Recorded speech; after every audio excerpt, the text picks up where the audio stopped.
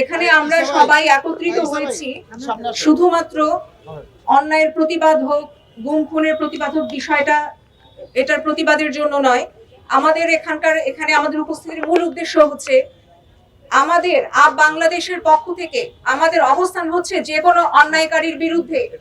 আমরা কোনো সংস্থা, আমরা কোনো ব্যক্তি বিশেষ, আমরা কাউকে টার্গেট করে আমাদের বক্তব্য রাখতে এখানে আসিনি। আমাদের ভাষ্যমতে যে অপরাধী সে অপরাধী, যে অন্যায়কারী সে অন্যায়কারী, তাকে বাংলাদেশের প্রচলিত আইনের বিচারের মুখোমুখি হতে হবে, তাকে গ্রেফতারের মুখোমুখি হতে হবে। সে কোনো বাহিনীর পরিচয় দিয়ে যাতে করে পলায়ন করতে না পারে, তাকে যাতে কোনো বিশেষ সুবিধা দিয়ে তাকে যাতে দেশ ত্যাগে সহযোগিতা করা না হয়, এই ব্যাপারে আমরা সরকারের কাছে এবং যথোপযুক্ত কর্তৃপক্ষের কাছে আমরা জোর দাবি জানাচ্ছি। এখনো পর্যন্ত আমাদের গুম খুনের শিকার যে পরিবার, তারা এখনো দীর্ঘশ্বাস ফেলে, এখনো তাদের কাটা ক্ষতে এখনো পর্যন্ত প্রলেপ লাগেনি। এটা ততদিন পর্যন্ত লাগবে না যতদিন পর্যন্ত এই চিহ্নিত অপরাধীদের সঠিক বিচারই বাংলার মাটিতে না হবে।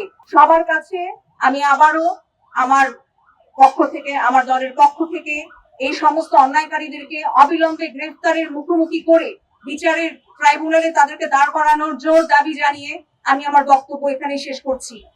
বাংলাদেশ জিন্দাবাদ।